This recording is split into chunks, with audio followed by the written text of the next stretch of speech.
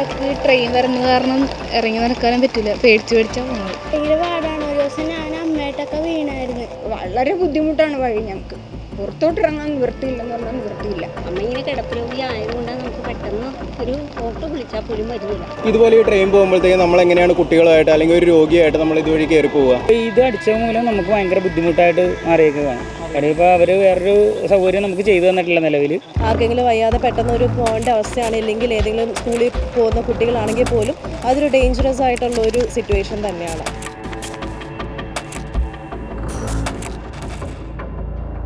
സഞ്ചാര സ്വാതന്ത്ര്യം നിഷേധിക്കപ്പെടുക എന്ന് പറഞ്ഞാൽ അതൊരു വലിയ കുറ്റം തന്നെയാണ്. നമ്മളിപ്പോൾ നിൽക്കുന്നത് ആലപ്പുഴ ജില്ലയിലെ എഴുപുന്ന പഞ്ചായത്തിലെ 3-ാം വാർഡിലാണ്.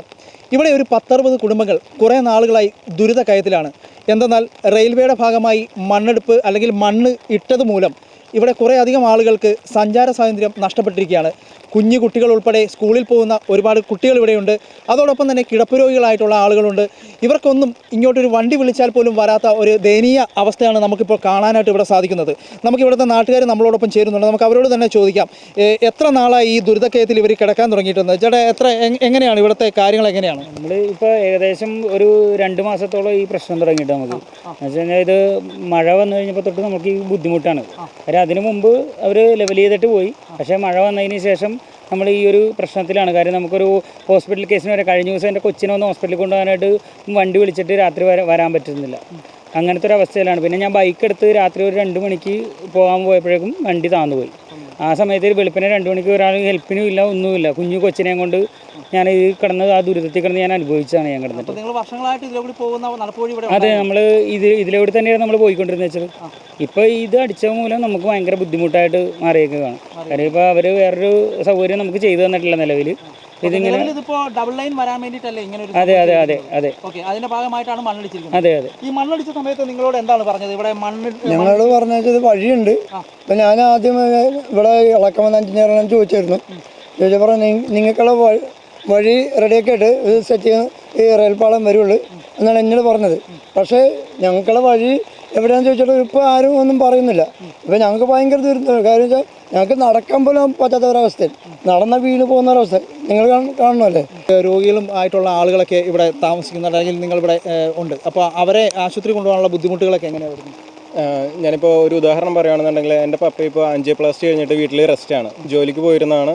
പക്ഷേ അതിപ്പോൾ ഒരു നെഞ്ചുവേദന വന്നു കഴിഞ്ഞാൽ നമുക്കിപ്പോൾ ഹോസ്പിറ്റലിൽ കൊണ്ടുപോകാൻ പോലും പറ്റാത്തൊരവസ്ഥയാണ്.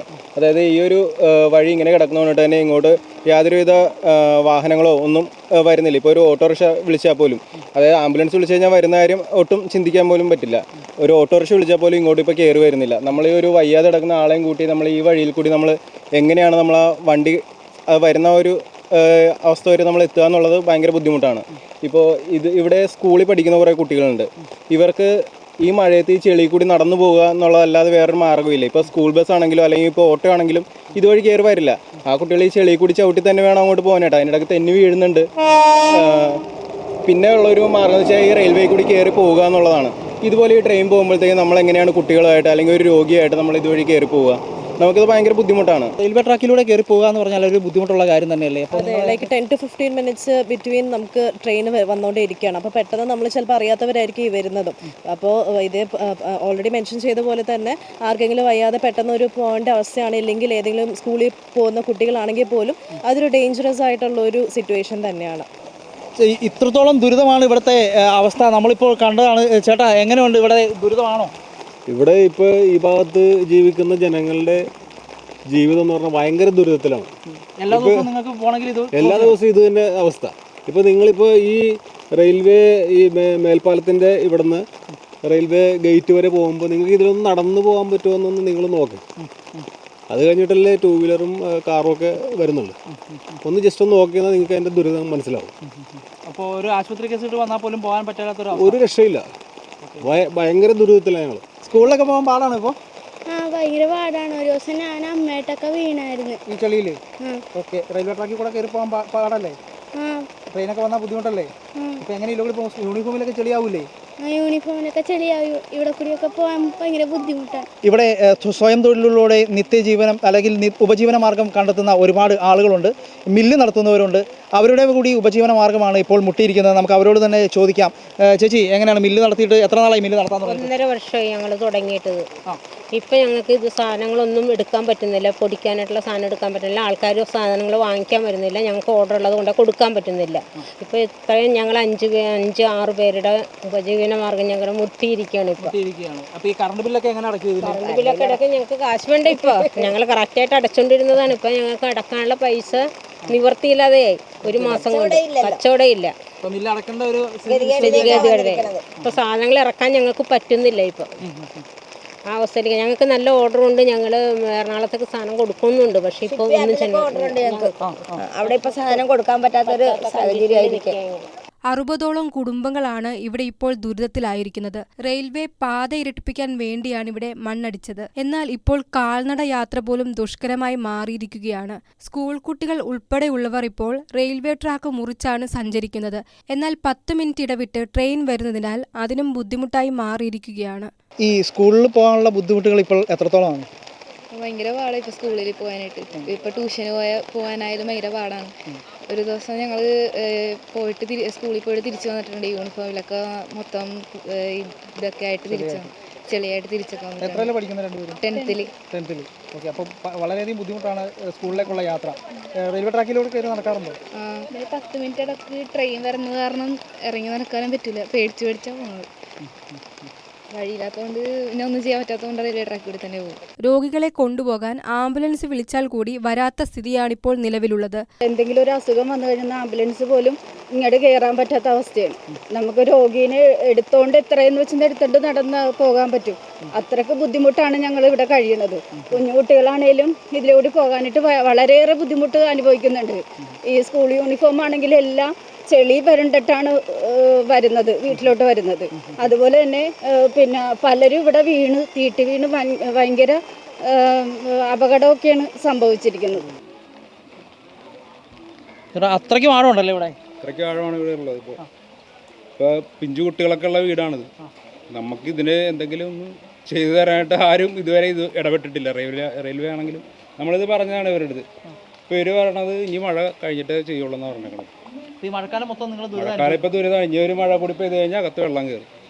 കുട്ടികളെ പുറത്തേക്ക് പോലും ഇറക്കാൻ പറ്റും. പുറത്തേക്ക് ബാത്റൂമിൽ പോകുമ്പോഴുള്ള സൗകര്യമില്ല. അങ്ങനെയാണ് ഇപ്പോൾ ഇവിടുത്തെ അവസ്ഥ. ഇതിലെ കൂടി വന്നത് ഇതിലെ തീട്ടി അവിടെ വീഴും. അപ്പുറത്ത് വന്നാൽ വെള്ളം നീന്താൻ പറ്റിയല്ല. ഇത്ര വരം വെള്ളമാണ് അവിടെ കിടക്കണം. അത് ചെമ്മീൻ പൊളിക്കാൻ പോകും, തൊഴിലുറപ്പിന് പോകാൻ പറ്റണില്ല. അതേപോലത്തെ എന്താ കുഞ്ഞുങ്ങളായിട്ട് ഒട്ടും വരാൻ പറ്റണില്ല. രോഗികൾ വന്നാൽ ആശുപത്രിയിൽ പോകാൻ പറ്റണില്ല ഞങ്ങൾക്ക്. എന്നുവെച്ചാൽ അത്രയും ഭയങ്കര എന്താണ്, ബൈക്ക് വന്നാൽ പൂണ്ട് പോയാണ്. അത് അയലന്തരത്തുള്ളവർ ലൈറ്റൊക്കെ കാണിച്ചിട്ടാണ് ചിലപ്പോൾ ഞങ്ങൾ പോകണത്. ഇതിൽ അത്രയും ഭയങ്കര കഷ്ടപ്പാട്. എത്ര എളുപ്പം ഞങ്ങൾക്ക് ഇത് ചെയ്തു തരാമെങ്കിൽ അത്രയും നന്ദി. ചേച്ചി, കടയിലൊക്കെ പോയിട്ട് സാധനങ്ങളൊക്കെ മേടിച്ചുകൊണ്ട് വരുന്നത് എങ്ങനെയാണ്? കൊച്ചിനായിട്ട് വരുവാണെങ്കിൽ വഴി വരാൻ ബുദ്ധിമുട്ടാണ്. സാധനങ്ങൾ വാങ്ങി കൊണ്ടുവരാൻ ഇതിൽ വഴി കണ്ടില്ലേ, അങ്ങോട്ടോ ഇങ്ങോട്ടോ നീങ്ങിയാൽ അപ്പോൾ താഴത്താണ്. ഒരു രക്ഷയില്ല ഇത് വഴി വരാനായിട്ട്. എന്ത് ചെയ്യാനാണ്, വഴിയൊന്ന് ശരിയാക്കിയിട്ടേ അത്ര നല്ല കാര്യമായിരുന്നു. പിള്ളേരൊക്കെ എടുത്തുകൊണ്ട് പോകുന്നത് വളരെ ബുദ്ധിമുട്ടാണ്. ഹോസ്പിറ്റലിൽ കൊണ്ടുപോകാൻ പോലും ബുദ്ധിമുട്ടാണ്. എനിക്ക് 2 ചെറിയ കുട്ടികളുണ്ട്. ഇപ്പോൾ 2 പേരും സ്കൂളിൽ പോയി തുടങ്ങി. ഇതുപോലെ തന്നെ കൊണ്ടുപോകാൻ വളരെ ബുദ്ധിമുട്ടാണ്. ചില ദിവസം ക്ലാസ്സിൽ കൊണ്ടുപോകാനേ പറ്റാറില്ല. ഒരു ദിവസം ഞാൻ പിള്ളേരായിട്ട് ഇങ്ങനെ വന്നു, 2 പേരായിട്ട് ബൈക്ക് സ്കിഡായി വീണു. എൻ്റെ കാല് പൊട്ടി. എൻ്റെ കാലിൽ വണ്ടി വീണത് കാരണം കുഞ്ഞിൻ്റെ കാല് ഒടിഞ്ഞില്ല. അത്ര ബുദ്ധിമുട്ടാണ്. പിന്നെ പാമ്പിൻ്റെ ശല്യം ഭയങ്കര. വഴിവിളക്കില്ല. രാത്രി നമുക്ക് പോകുന്ന കാര്യം ചിന്തിക്കുകയേ വേണ്ട.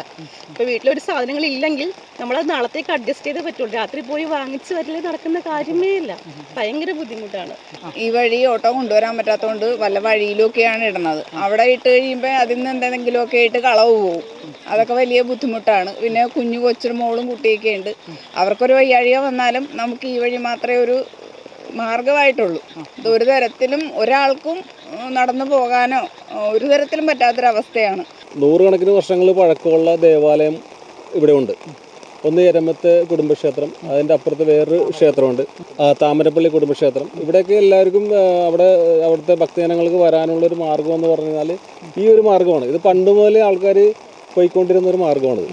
ഇപ്പോൾ ഇതിങ്ങനെ റെയിൽവേ, നമ്മൾ വികസനത്തിന് ആരും എതിരല്ല, പക്ഷേ എന്തായാലും ഇവിടെ ജീവിക്കുന്നവരുടെ ബുദ്ധിമുട്ടുകൾ പരിഹരിക്കാനുള്ള ഒരു മാർഗം കൂടി അധികാരികൾ സ്വീകരിക്കണം. എന്നാണ് ഞങ്ങൾക്ക് ഈ അവസരത്തിൽ പറയാനുള്ളത്. ചേട്ടാ, എങ്ങനെയാണ് ഇവിടെ സഞ്ചരിക്കാനുള്ള ബുദ്ധിമുട്ടുകൾ എങ്ങനെയാണ്? ഇവിടെ നല്ല ബുദ്ധിമുട്ട് തന്നെയാണ്. കാരണം എന്നെ സംബന്ധിച്ച് ഞാൻ ഒരു വികലാംഗനാണ്. അപ്പോൾ ശരിക്കും സാധാരണ വണ്ടിയിലാണ് പോയിക്കൊണ്ടിരുന്നത്. പക്ഷേ ഇപ്പോൾ വണ്ടി എടുക്കാൻ പറ്റാത്തവർ വണ്ടി എടുക്കാൻ തന്നെ ഒരു നിവൃത്തിയില്ല. അപ്പോൾ എങ്ങനെയാണ് ഇപ്പോൾ പോകുന്നതൊക്കെ? എങ്ങനെയാണ് പോകുന്നത്? വണ്ടി അപ്പുറത്ത് എവിടെയെങ്കിലും വിട്ടിട്ട് ഭയങ്കര കഷ്ടപ്പെട്ട് ഈ ട്രാക്കൊക്കെ ഞങ്ങൾക്ക് കയറുക എന്ന് പറഞ്ഞാൽ ഇച്ചിരി ബുദ്ധിമുട്ടുള്ള പരിപാടിയാണ്. പക്ഷെ അങ്ങനെ ചെയ്തിട്ട് ഒരു കണക്കിന് പോകുന്നുണ്ട്. പക്ഷെ എപ്പോഴാണ് വീഴണമെന്നൊന്നും പറയാൻ പറ്റില്ല. വളരെ ബുദ്ധിമുട്ടാണ്. ചേട്ടനും കാലിനൊരു ഓപ്പറേഷനൊക്കെ കഴിഞ്ഞിരിക്കണതാണ്. അങ്ങോട്ടും ഇങ്ങോട്ടൊക്കെ പോകാൻ ഭയങ്കര ബുദ്ധിമുട്ടാണ്. അമ്മ ഇങ്ങനെ കിടപ്പ് രോഗി ആയതുകൊണ്ടാണ് നമുക്ക് പെട്ടെന്ന് ഒരു ഓട്ടോ വിളിച്ചാൽ പോലും വരികയില്ല. ഒരുപാട് സങ്കടപ്പെട്ടു.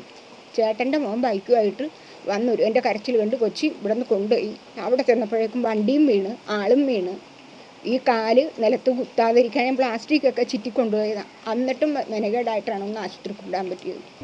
വളരെ ബുദ്ധിമുട്ടാണ് വഴി. ഞങ്ങൾക്ക് പുറത്തോട്ടിറങ്ങാൻ നിവൃത്തിയില്ലെന്ന് പറഞ്ഞാൽ നിവൃത്തിയില്ല. വളരെ ദുർഘടമായ ഒരു അവസ്ഥയിലാണ് ഞങ്ങൾ പോയിക്കൊണ്ടിരിക്കുന്നത് ഇപ്പം. കാരണം ഞങ്ങൾക്ക് നേരത്തെ ഇവിടെ ഒരു ചെറിയൊരു വഴി ഉണ്ടായിരുന്നു. അത് റെയിൽവേയുടെ ആണെങ്കിൽ കൂടി തന്നെ ഞങ്ങൾക്ക് സഞ്ചാര സ്വാതന്ത്ര്യമായിട്ട് ഞങ്ങൾക്ക് നടക്കാനും മറ്റുള്ള കാര്യങ്ങളൊക്കെ ഉണ്ടായിരുന്നു.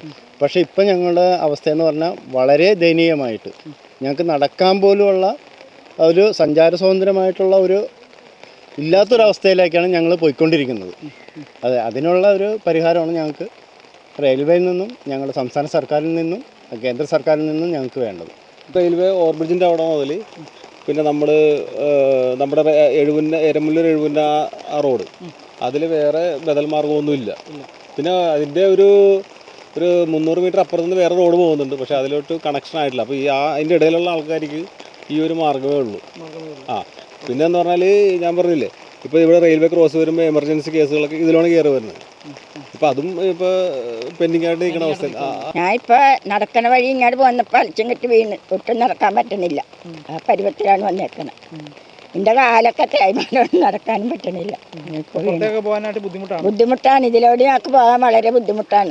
വീട്ടിലേക്കൊക്കെ കയറി പോകാനായിട്ട് ബുദ്ധിമുട്ടല്ലേ ഇപ്പം? ഞങ്ങൾക്കിപ്പോൾ ഇങ്ങോട്ട് പോരാനായിട്ട് ബുദ്ധിമുട്ടാണ്. അവർ വന്ന് ഇതുപോലെയൊക്കെ ചെയ്തിട്ട് പോയതാണ്. പക്ഷേ ഞങ്ങൾക്ക് അങ്ങോട്ട് പോകാൻ പറ്റാത്തത് കൊണ്ട് ഞങ്ങൾ ഇങ്ങനെ ഒരു പാലം ചേട്ടായി അവരിട്ട് തന്നല്ല, ഇത് നമ്മൾ ഇട്ടതാണ്. എന്താണെന്ന് വെച്ചാൽ ഞങ്ങൾക്ക് ഇങ്ങനെ പോരാനേ പറ്റുള്ളൂ. എന്താണെന്ന് വെച്ചാൽ അപ്പുറത്തോട്ട് പോയിട്ടുണ്ടെങ്കിൽ കുറേ അവിടെ വെള്ളമൊക്കെ കെട്ടിക്കിടക്കൊണ്ട് ഞങ്ങൾക്ക് പോകാൻ പറ്റൂല. പിന്നെ മോൾക്ക് ഇതുവഴി അങ്ങോട്ട് പോകാമെന്നുള്ള ഒരു എളുപ്പത്തിന് ഇങ്ങനെ ഞങ്ങൾ തന്നെ ചെയ്തതാണ്. ഈ ഒരു ഒറ്റ മഴ പെയ്തപ്പോൾ തന്നെ ഇന്ന് രാവിലെ തുടങ്ങിയ മഴയാണ് ഈ കാണുന്നത്. ഇത്രയും വെള്ളം കയറിയത്. ഇനി പെയ്യണമെങ്കിൽ ഞങ്ങൾ ഇവിടെ നിന്ന് പോയാൽ മതി. ഈ വെള്ളം ഒഴുകി പോകാനുള്ള സൗകര്യം ഞങ്ങൾക്ക് ഇല്ലല്ലോ പോകാൻ. പാത ഇരട്ടിപ്പിക്കലിന്റെ പേരിൽ മതിൽ കെട്ടിയത് മൂലം ഒട്ടുമിക്ക വീടുകളിലും വെള്ളക്കെട്ടാണ്. മതിലിനോട് ചേർന്ന് ഒരാൾ താഴ്ചയിൽ ഓട നിർമ്മിച്ചിട്ടുണ്ടെങ്കിലും അതിൽ സ്ലാബ് ഇടാത്തതും അപകടം വിളിച്ചു വരുത്തുന്നുണ്ട്. കൂടാതെ ഇഴജന്തുക്കളുടെ വിഹാര കേന്ദ്രമായി മാറിയിരിക്കുകയാണ് ഇവിടം. ഇത് സംബന്ധിച്ച് പഞ്ചായത്ത് മെമ്പർ അനിൽകുമാറിന് നിവേദനം നൽകിയിട്ടുണ്ട്. MLA, MP, മറ്റു വകുപ്പ് തലത്തിലുള്ളവരെയും കാര്യങ്ങൾ പറഞ്ഞ് ധരിപ്പിക്കാനാണ് നാട്ടുകാരുടെ ശ്രമം. 60ഓളം കുടുംബങ്ങളുടെ സഞ്ചാര സ്വാതന്ത്ര്യമാണ് ഇപ്പോൾ ഇവിടെ നിഷേധിക്കപ്പെട്ടിരിക്കുന്നത്. അധികാരികൾ കണ്ണടച്ചു നിൽക്കാതെ എത്രയും പെട്ടെന്ന് MLA ഷാനിമോൾ ഉസ്മാൻ ഇതിനൊരു നടപടി ഉണ്ടാകുമെന്നാണ് എല്ലാവരുടെയും പ്രതീക്ഷ. ആ പ്രതീക്ഷയോടെ ഞങ്ങളിവിടെ നിന്നും വൈൻഡപ്പ് ചെയ്യുന്നു.